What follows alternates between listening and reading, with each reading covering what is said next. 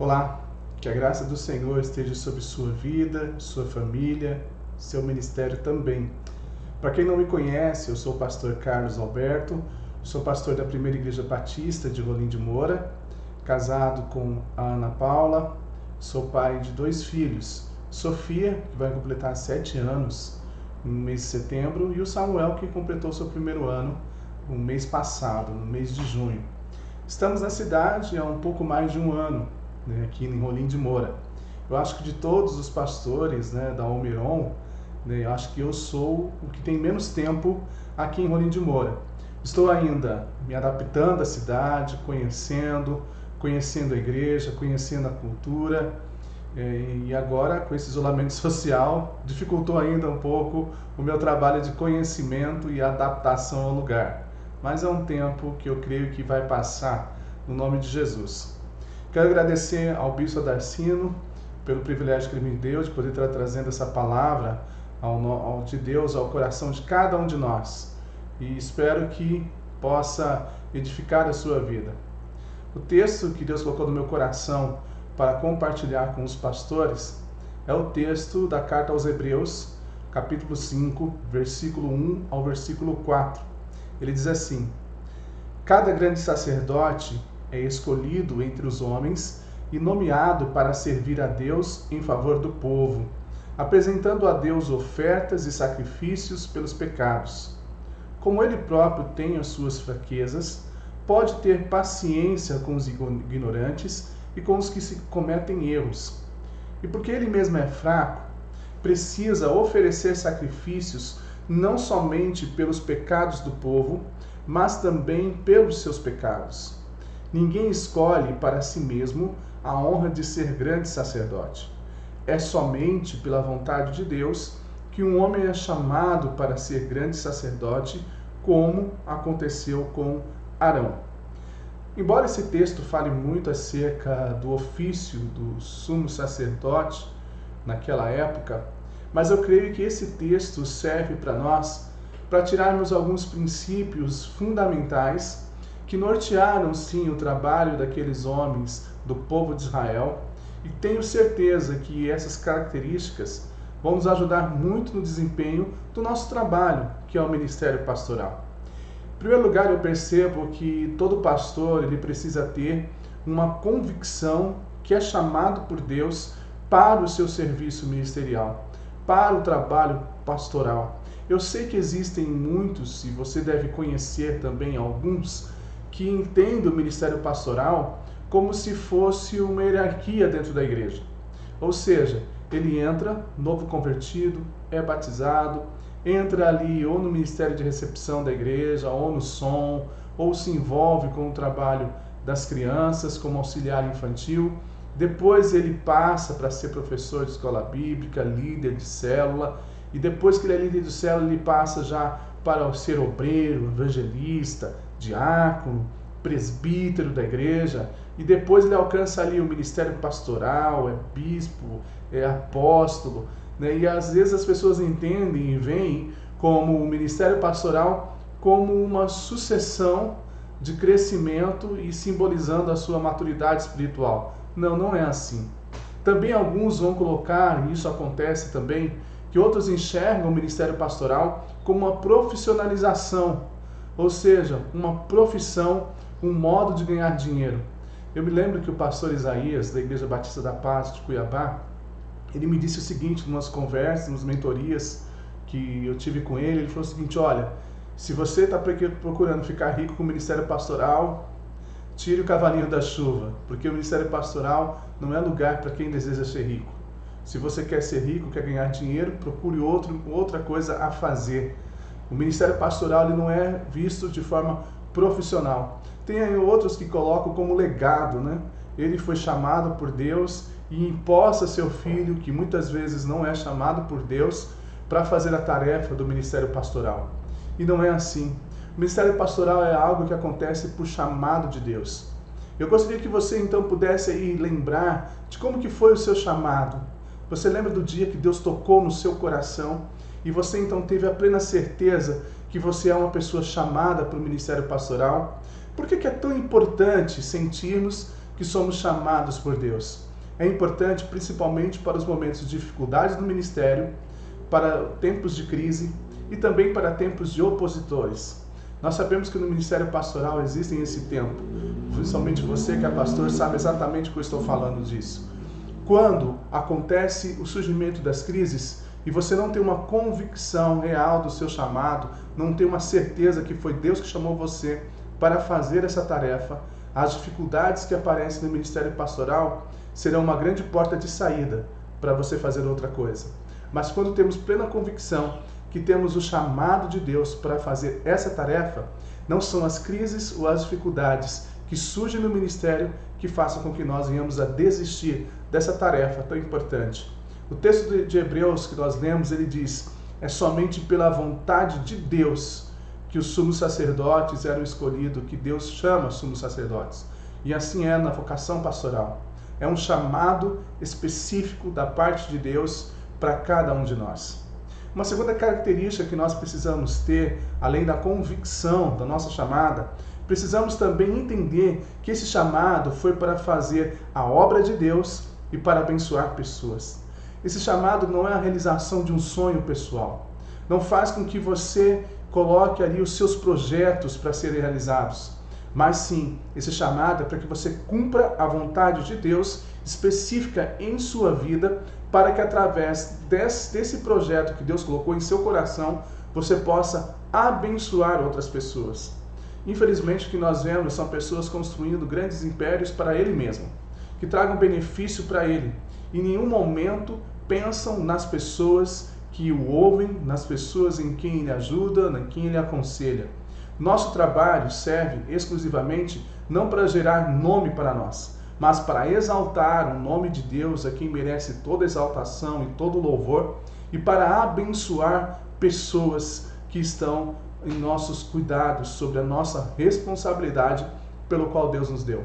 Toda vez quando eu penso em que a igreja está sobrecarregada, na verdade ela está sobrecarregada e cansada, não pelas coisas que Deus tem a fazer por meio de nós, mas talvez eu tenha que pensar que eu sobrecarreguei e coloquei sobre a igreja um projeto que talvez não seja de Deus, mas o meu. E isso nós devemos parar para pensar. O que eu estou realizando tem mais a ver com o meu desejo pessoal ou tem a ver com a vontade de Deus? Essa é uma pergunta que eu procuro responder todas as vezes que Deus me coloca no coração um projeto ou que eu tenho anseio de realizar alguma tarefa. Eu sempre reservo um tempo para pedir para Deus: Senhor, é isso que eu quero ou é isso que o Senhor quer? Então revele a mim, e a gente precisa lembrar. Há um livro que eu recomendo também a leitura dele, chamado O Senhor Pode Falar, que o teu servo ouve. Loren Cunningham, ele é o fundador do Ministério Jocum. Nesse livro ele diz o seguinte, que a obra de Deus é tão grande, tão maravilhosa, que às vezes nós pensamos que somos nós que a exercemos. E não é bem assim.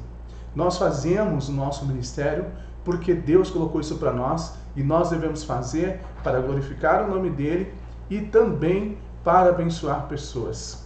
Uma terceira característica importante para o ministério pastoral, que a gente encontra nesse texto, principalmente no versículo 2, ele diz assim: como ele próprio tem as suas fraquezas, pode ter paciência com os ignorantes e com os que cometem erros. Uma outra característica do ministério é levar as pessoas ao arrependimento com amor e não ao cumprimento da nossa visão. Nós precisamos sim fazer com que as pessoas cheguem ao arrependimento e não simplesmente que cumpra uma visão que nós temos como líder. Acima de tudo, o objetivo de Deus em nos dar essa tarefa é colocar as pessoas na direção do caminho do Senhor e não na direção dos nossos projetos e da nossa visão. Infelizmente, nós vemos muitas pessoas e muitos líderes de igreja que, por conta da pessoa não concordar com ele, automaticamente ele a exclui da igreja. Ele não mostra para ela que talvez o que ele tem a fazer tem a ver com a vontade de Deus e o projeto de Deus para aquele lugar. E então faça com que a pessoa seja convencida e possa então seguir em frente. Eu me lembro que no meu primeiro ministério, eu tive um embate assim. Eu tive muitos problemas com uma pessoa da igreja. Nós ficamos guerreando praticamente durante 2 anos e meio. Durante 2 anos e meio, a igreja não se manteve em paz. A igreja fazia os seus trabalhos, ela era conduzida, mas a gente percebia que não havia paz no seio da igreja. Tudo porque havia um embate entre eu e esse irmão. O texto fala que nós devemos compreender. O ter a paciência tem a ver com compreensão. Você tem paciência com as pessoas quando você compreende quem elas são e, acima de tudo, por que tomaram tal atitude. Todas as atitudes que nós tomamos sempre tem um porquê. E então eu fui conversar com aquele homem numa última alternativa, orientado então pelo meu líder naquele tempo, que a igreja que eu pastoreava era uma congregação, e então nós devíamos sempre satisfação à igreja-mãe. Eu lembro que o líder falou para mim, vá lá, Carlos, conversar com ele. Eu resisti, mas como eu sempre fui uma pessoa bem submissa aos meus líderes, então eu decidi ir até lá. No meio do caminho eu comecei a orar para que Deus pudesse dar uma solução para aquela dificuldade que eu estava tendo com aquele irmão. E então naquela conversa, em vez de eu trazer uma palavra dura e muito insensível com ele, Deus tocou no meu coração para que eu tivesse uma conversa mais aberta e mais tranquila. Foi quando eu perguntei para ele, irmão, por que tanta dificuldade? Qual a dificuldade que há entre eu e você? E ali ele abriu de fato o seu coração. E ele mencionou que ele tinha muita amizade com um pastor antecessor ao meu ministério e não tinha tanta proximidade comigo.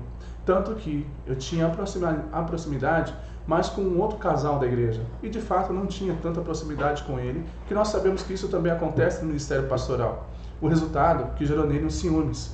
Foi quando eu consegui compreender o porquê que ele agia daquela forma, o porquê que muitas vezes ele era contrário. E então ali eu falei para ele, olha irmão, me perdoa porque o irmão teve uma expectativa em relação ao nosso relacionamento e isso se frustrou. Mas eu acho que a gente pode construir um relacionamento aqui a partir de agora. Ele também pediu perdão e houve paz a partir daquele momento na igreja.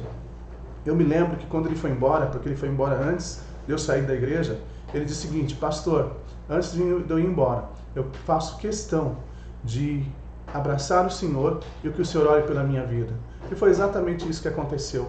Antes dele ir embora, ele apareceu na minha casa às 3 horas da manhã, fez questão de fazer isso, eu o recebi, nós oramos com ele e ele então foi em paz para a sua casa.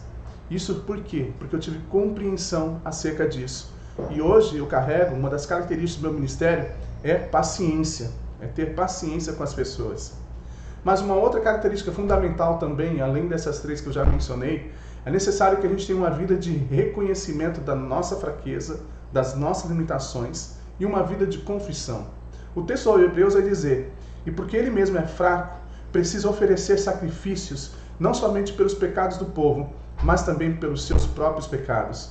O que Deus está nos orientando aqui é que precisamos entender que não somos super-homens, que somos sim sujeitos a erros, a quedas. Infelizmente, você sabe de notícias de pastores que desviou o dinheiro da igreja, de pastores que cometeram adultério, de pastores mentirosos e por aí vai.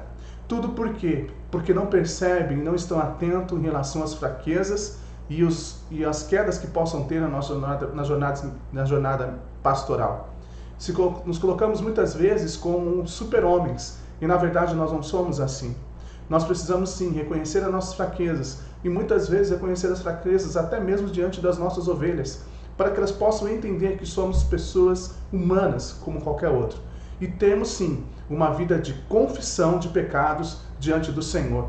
Nós não devemos somente na nossa oração pedir que Deus abençoe os projetos da igreja, que Deus cure o irmão da igreja, que Deus sare, que Deus resolva os problemas de casamento, de filhos, mas também nós devemos ter o exercício de oração de confissão, de colocar diante de Deus os nossos pecados e pedir a Ele que nos perdoe, fazer uma avaliação diariamente como o salmista fez. O salmista disse, Senhor, vê se há em mim algum caminho mau e guia-me pela vereda da justiça.